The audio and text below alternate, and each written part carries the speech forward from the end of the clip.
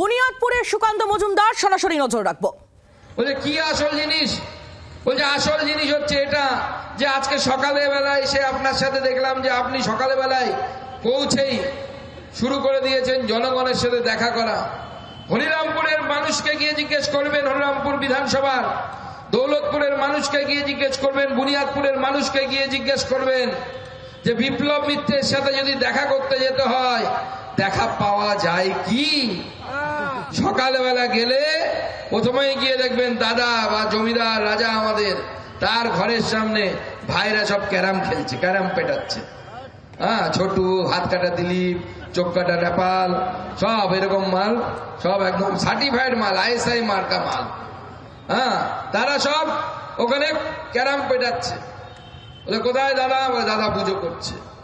সকালবেলা 10টায় গেলেন, দাদা পুজো করছে। কোথায় দাদা? দাদা স্নান করছে, দাদা খাচ্ছে, দাদা এই করছে। বিকাল 4টের সময় দেখা হবে কিনা আপনার সাথে সন্দেহ আছে।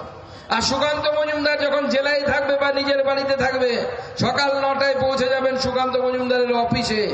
আপনার কাজ যত কম গুরুত্বপূর্ণ হোক তার সাথে সুকান্ত মজুমদার আপনার সাথে দেখা করবে। সব সময় দেখা পাবেন, সব সময় কাছে পাবেন, সব সময় সাথে পাবেন। ওটা তো আসল চার্জশিট। আপনারা বলেছেন যে দৌলতপুরে শুধু যেমন হসপিটালে গাঁথা হয়নি তাই নয়, আমরা দক্ষিণ দিনাজপুরের বিডিও অফিসের আমরা ছবি সহ চার্জশিটে দিয়ে দিয়েছি, খবরের ছবি। আমরা বলছি না, প্রধানমন্ত্রী আবাস যোজনায় বিডিও অফিসের কর্মী টাকা চাইছে, তার ভিডিও ভাইরাল হয়েছে। গ্রামীণ স্বাস্থ্যকেন্দ্র, এটা গ্রামীণ স্বাস্থ্যকেন্দ্র, তার ছবি আমরা দিয়ে দিয়েছি।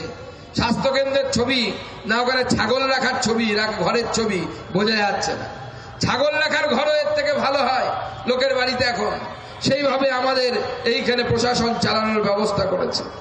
আমাদের এখানে মুসুন পশ্চিম পাড়ায় ভয়াবহ আগুনে আমরা উল্লেখ করেছি যে বাড়ি, কতগুলো বাড়ি পুড়ে গেল, যাওয়ার জায়গা নেই, রাস্তা নেই, দমকল পৌঁছলো দেরি করে, পানীয় জল নেই বিভিন্ন জায়গায়, স্বাস্থ্যকেন্দ্রের অবস্থা খারাপ। শুধু তাই নয়, এখানকার মন্ত্রী না গঙ্গারামপুরের মন্ত্রী সেটাই বোঝা যায় না। কোথা থেকে বিধানসভায় নির্বাচিত হয়েছে? বুনিয়াদপুর, দৌলতপুর এখানকার মানুষ ভোট দিয়েছে, হরিরামপুরের মানুষ ভোট দিয়েছে, নাকি গঙ্গারামপুরের মানুষ ভোট দিয়েছে? আপনার মন্ত্রী, আপনার বিধায়ককে দেখলে বোঝা যায় না। তিনি বেশিরভাগ সময় গঙ্গারামপুরে থাকেন, আর ওনার 2-4টে সন্ডা মার্কা ভাই আছে, তারা হরিরামপুরে দাদাগিরি মেরে বেড়ায়, বিভিন্ন জায়গায় ঘুরে বেড়ায় তার ভাইয়েরা। দাদার সম্পত্তি ভাইয়েরা নাকি রক্ষা করবে। আমরা এসব দাদা ভাই চাই না। আমরা চাই এমন একজন বিধায়ক যে এখানকার মাটির মানুষ হবে, এখানকার মানুষের কথা ভাববে, এই এলাকার মানুষের উন্নয়নের কথা ভাববে। এখানকার মানুষকে আমরা এখানকার বিধায়ক তৈরি করতে চাই। আর আজকে আপনাদের মন্ত্রী বালুরঘাট ল কলেজে, এই বিধানসভার বিধায়ক হয়ে বালুরঘাট ল কলেজে গন্ডগোল হচ্ছে, সেখানেও গন্ডগোলে কার নাম উঠে আসছে? বিপ্লব মিত্র বাবুর নাম উঠে আসছে। আজকে এই পরিস্থিতি যে একটা ল কলেজ জেলার মধ্যে ভালো চলছে না, সেই ল কলেজে পর্যন্ত আপনার মন্ত্রী কি ওখানে পর্যন্ত ডিস্টার্ব করছে। আজকে তৃণমূল কংগ্রেসের নেতারা বিভিন্ন জায়গায় যাচ্ছে, অভিষেক বন্দ্যোপাধ্যায় যাচ্ছে, আমাদের জেলাতেও কিছুদিন আগে এসেছিলেন, দুজনকে নিয়ে খুব রাজনীতি করার কিছুদিন চেষ্টা করলেন। করতে দিন রাজনীতি, পুলিশ প্রশাসনকে দিয়ে মাঠ ভরছে না, অভিষেক বন্দ্যোপাধ্যায় গেলে লোক হচ্ছে না, আর ভয়ে তিনি কলকাতায় থাকছেন না। এই বুঝি ইডি কানটা ধরে তুলে নেয়, এই বুঝি ইডি কানটা ধরে তুলে নেয়, ঘুরে বেড়াচ্ছে বিভিন্ন জায়গায়, ভাবছে বেঁচে যাব। বাবা তুমি বাঁচবে না, বিজেপি তোমার ব্যবস্থা করবে, বিজেপি তোমার ট্রিটমেন্ট করবে, বিজেপি ছেড়ে দেওয়ার পার্থ নয়। 21-এর পর তোমরা অত্যাচার করেছিলে, হরিরামপুরের বিভিন্ন জায়গায় অত্যাচার হয়েছিল, মনে আছে? গণনা কেন্দ্র ঢুকে গেছিল বিপ্লব মিত্র এবং তার গুন্ডা বাহিনী। এই গুন্ডা বাহিনী আর যেন গণনা কেন্দ্রের ভেতরে ঢুকতে না পারে, তার জন্য আমরা নির্বাচন কমিশনকে বলেছি। 24-এর লোকসভা নির্বাচনেও তাই চেষ্টা করেছিল। আমি দেখি বিপ্লব মিত্রের ভাই, গণনা চলছে তখন রাত্রি 12টা পার হয়ে গেছে, বুঝে গেছে আর জেতার উপায় নেই। কলকাতা থেকে মুখ্যমন্ত্রী ফোন করছেন বিপ্লব মিত্রকে, যেমন করে হোক সুকান্ত মজুমদারকে হারাতে হবে, নাহলে কলকাতায় দাপাদাপি করছে খুব বেশি। তুমি চাও আবার পুনর্গণনার দরখাস্ত লেখো, রাত্রি 12টা 1টার সময় বিপ্লবটা বেরোনোর সময়। আমরা দাদাই বলি, কারণ আমরা ভারতীয় জনতা পার্টি শেখায় আমাদেরকে যে বয়স জ্যেষ্ঠ হলে তাদেরকে সম্মান করতে হয়। আমরা ব্যক্তিগত স্তরে আমরা সেটা রক্ষা করি। তাই তিনি চলে গেলেন। কোথায় যাওয়ার সময় মিডিয়ার বন্ধুরা আছে, মিডিয়ার বন্ধুদেরকে মাইকের সামনে বলে গেলে, হ্যাঁ আমি হার মেনে নিয়েছি, জেলার মানুষ আমাকে ভোট দেয়নি। ফিরে গেলেন হোটেলে, হোটেল থেকে আবার সেজে গুজে নতুন পাঞ্জাবি পরে চলে এলেন দরখাস্ত নিয়ে, বলে গণনা করবে, পুনর্গণনা। 54টা মেশিনে পুনর্গণনা করতে হবে। ডিএম বললো, স্যার পুনর্গণনার আবেদন এসেছে। আমি বললাম পুনর্গণনা হবে না, যদি পুনর্গণনা হতে হয় এতগুলো মেশিন ওরা যা দাবি করবে সেটা যদি হয়, তাহলে আমি এখানেই বসে আজকে ধর্ণা শুরু করব। ভারতীয় জনতা পার্টির কর্মীরা তখন রাত্রি 1টা বাজে, আমি তাদেরকে প্রণাম জানাই, নমস্কার জানাই। বালুরঘাট এই গণনা কেন্দ্রে তৃণমূলের যা সংখ্যায় কর্মী ছিল তার 3 গুণ বেশি কর্মী ভারতীয় জনতা পার্টির সেখানে ছিল।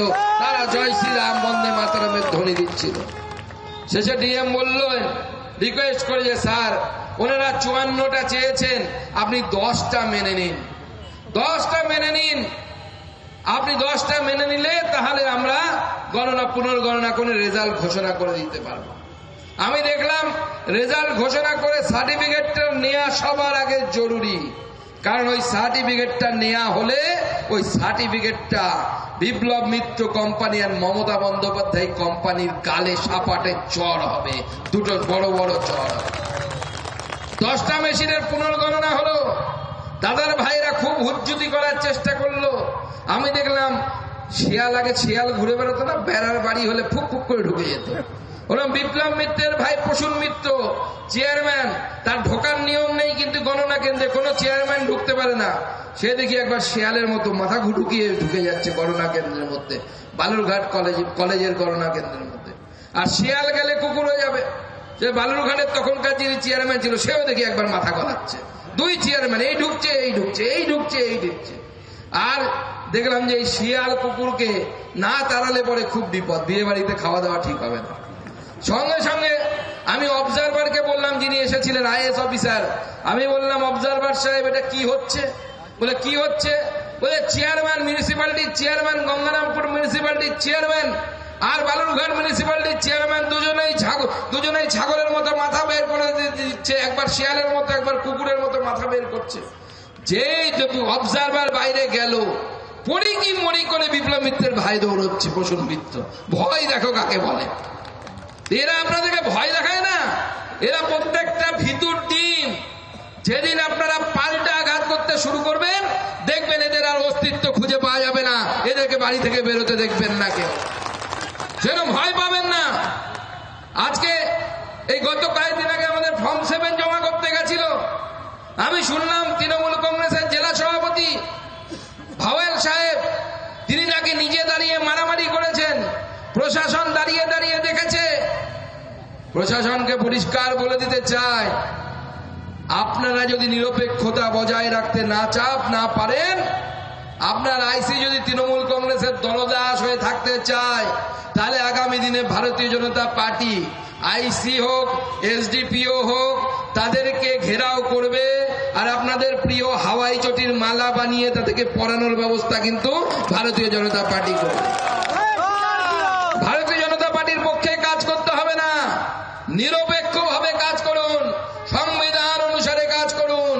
নিরপেক্ষভাবে কাজ করলে পরে জনতা দেখিয়ে দেবে কার কত দম আছে, ভারতীয় জনতা পার্টির কত দম আছে, সেটা নরেন্দ্র মোদী সরকারের কত দম আছে, আমরা সেটা দেখিয়ে দেব।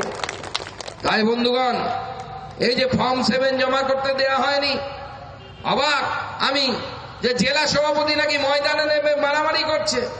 আরে জেলা সভাপতি যদি মারামারি করে তো জেলা সভাপতি হওয়ার কি দরকার? গুন্ডা হ, গুন্ডা হয়ে মারামারি কর, 2-4 পয়সা কামাই হবে, হপ্তা তুলবি এই দোকানগুলো থেকে।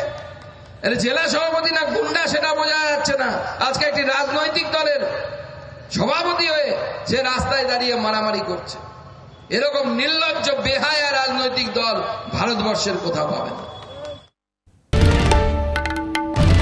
বাংলার আওয়াজ, বাঙালির আবেগ, জি 24 ঘন্টা।